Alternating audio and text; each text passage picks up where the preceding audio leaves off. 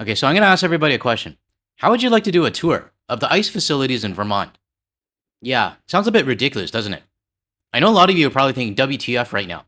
I mean, it's not your typical bus tour of fall colors and maple syrup and ski towns and whatever tours are in Vermont. It's a tour of federal immigration facilities and homeland security sites. Now, before everybody gets really mad, I'm just going to give you guys a heads up. It's not a normal tour. It's actually a protest. And the guides and the tourists that are attending are all actors. And it's not available to the public yet. I'll talk about that more later at the end of the video. So there's no need to get mad at these people for trying to profit off of ICE. But I'm showing this to everybody for a reason, which is to show everybody the reality just south of us. And all of this is happening in Burlington, Vermont, which looks like it's about a 40-minute drive from the Canadian border. Now, I've never been to Burlington, Vermont, but I'm sure there's people in Quebec that have. It's a border state that I've done dozens of reports on, and they've been actively trying to get Canadians to come back to their city, or state. Basically to do some cross-border shopping, weekend getaways, ski trips, whatever else. But now, activists are staging ICE tours. I mean, I'm glad it's staged. If it was a real tour, I'd be pretty pissed. But whether you agree with the tactic or not, the fact that this style of protest even exists says something's completely changed in the United States. And unfortunately, I'm worried that this change is going to be the new norm. So let's get started on this report out of Vermont. Oh yeah, one more thing. I have another outro music tune that I think everybody will recognize. So stick around for that. All right, let's get started. Unique form of protest pops up in Chittenden County. Our Ike Ben David caught a ride with it. He joins us in studio now to explain. Ike, what is this all about? Yeah, Kiana, you've probably seen tour buses in Vermont filled with leaf peepers or skiers and snowboarders, but a local company is offering a new tour to show what they call is a dark side of the state. At the top of Burlington's Church Street, gather around and let's go ahead and get started. A tour group assembles. Usually my tours focus on things like fall foliage. But this tour isn't about leaf peeping. We're going to be sharing facts with all the tourists today about the ICE and other DHS facilities that we're going to visit. It's called an ICE tour. Now, I want to remind everybody that this whole thing is an act. But if it was real, I would actually be pretty pissed off. People trying to profit on a tour and showing paying customers where people are being detained. I don't know, that's just not cool in my books. But who knows, maybe someone in the US will actually do this for real. I wouldn't be surprised, to be honest. Organizer Blaine Paxton says the goal is education. This is an event that a group of concerned citizens have put together to raise awareness about the large national ICE and broader DHS presence in Chittenden County. It comes amid growing tensions nationwide. Now, we're not seeing much of this on the news lately, but I can guarantee that it's still happening. And again, it kind of worries me that these ICE raids and detainments and things that are happening, it's not newsworthy anymore, and it's just becoming the new normal, which I'm going to talk about later. And here at home, over the Trump administration's increased immigration enforcement. Jesus Christ! Like the clash between protesters and police we saw in South Burlington on March 11th. Well, folks, we're going to head down to the buses. Back on Burlington's Church Street, about 24 people, including the tour guides, hop on a bus,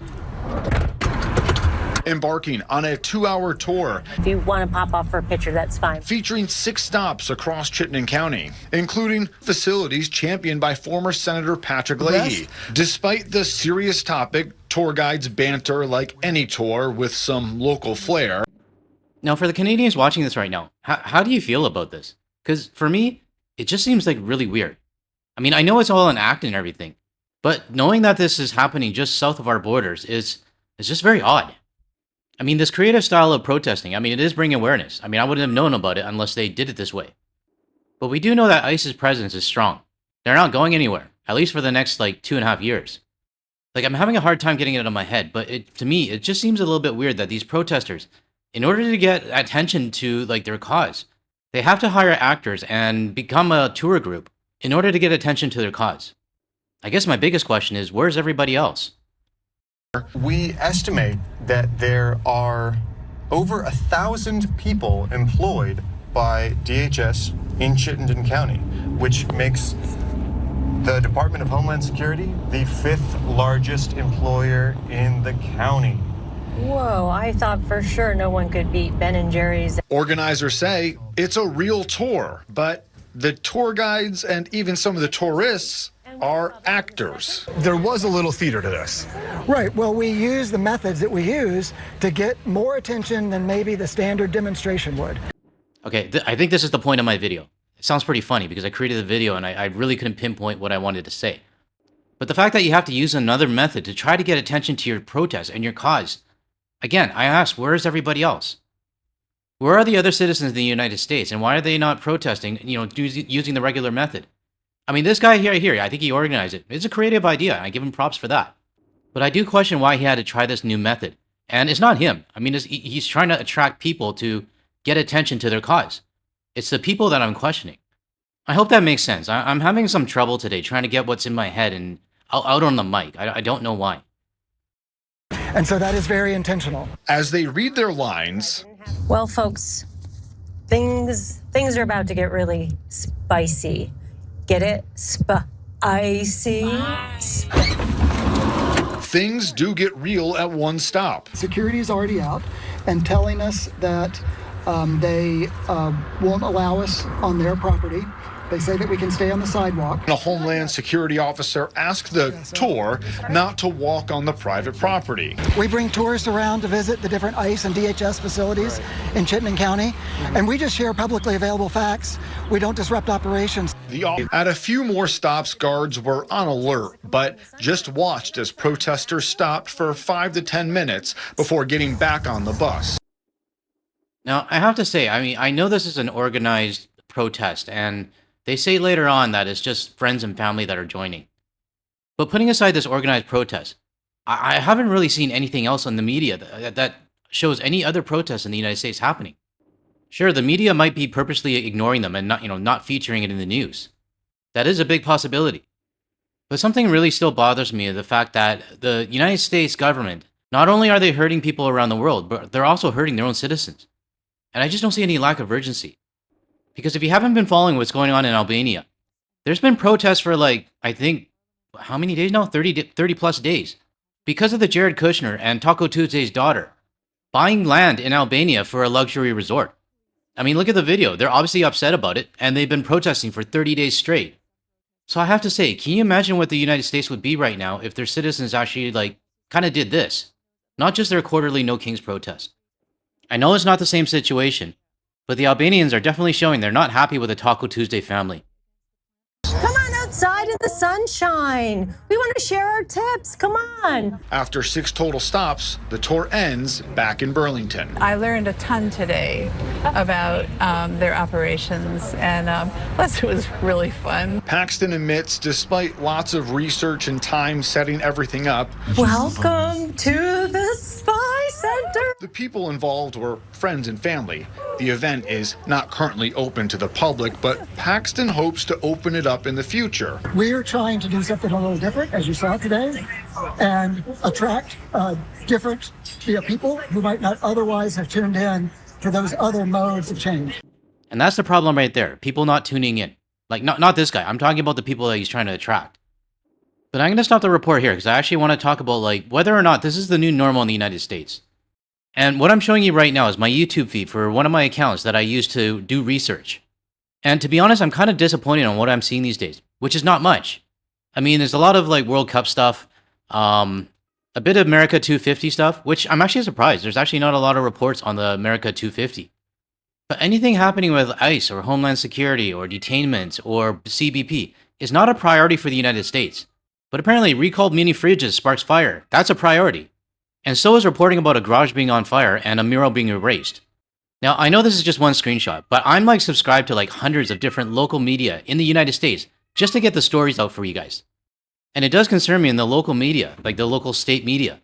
We're not seeing anything, which tells me that the local citizens in the states are not being educated on what's going on, and it's also not a priority. Now, I'm not oblivious. I know the US media is censoring their own citizens. I mean, it's also why I say at the end of my videos, if you want to hear from a Canadian and international point of view without the US media bias, there's a reason I say that. And many of our US viewers actually say they appreciate me giving the real story, and not the watered down version that their news gives them. But watching your next door neighbor just kind of nonchalantly just go on about their day, it's frustrating. It's like going into your yard and looking over at your next door neighbor's house, and you see their car's on fire. And you tell them, look, hey, your car's on fire. You got to do something about it. And they look at you and they look at the car and they shrug and they say, oh, somebody else will fix it. And then they go back inside to watch NFL football. And as a human being, you just want to help. I could grab my garden hose and try to put the fire out, or call 911, or just do something. But then you have to realize, it's not my house. I hope this analogy makes sense. I mean, it sounds better in my head. But I think this is what a lot of people are feeling right now. And the nonchalant attitude that we're seeing, the apathetic voters, people, citizens. We're 17 months into this, and I don't think it's going to change anytime soon. People actually make the mistake to think that I actually hate the United States. I don't. I'm that next door neighbor holding the garden hose, wanting to help my neighbor, but I can't help him if he doesn't want to help himself. And it's really frustrating to witness this, and the co-host just fell off the table. I'm sorry. I know we shouldn't be laughing, but yeah, it was kind of funny. But what I was saying is that, yeah, it's frustrating to witness this. And, you know, at a certain point, there's only so much that we can do before the allies go back in their house and continue to let their car burn. So if somebody asked me the question, is this the new normal? I would have to say yes. And it's not just a new normal for the United States, like within their borders. It's a new normal for everyone. Our governments, I mean, every government except for the United States, is looking elsewhere. Our citizens in every country are avoiding the United States and their tourist destinations.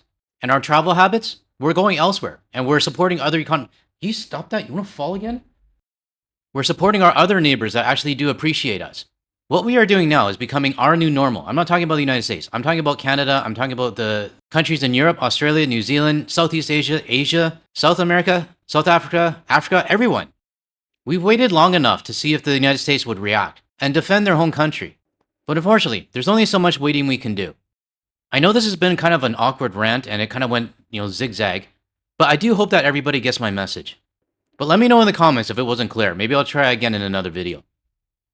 To close this one off, I would like to thank Emmy Mac for posting this on the Guard the Leaf Hey Cafe page. And this photo is from the Montreal West train station in Quebec. And I thought it was fitting to use since I was talking about Vermont earlier in the video.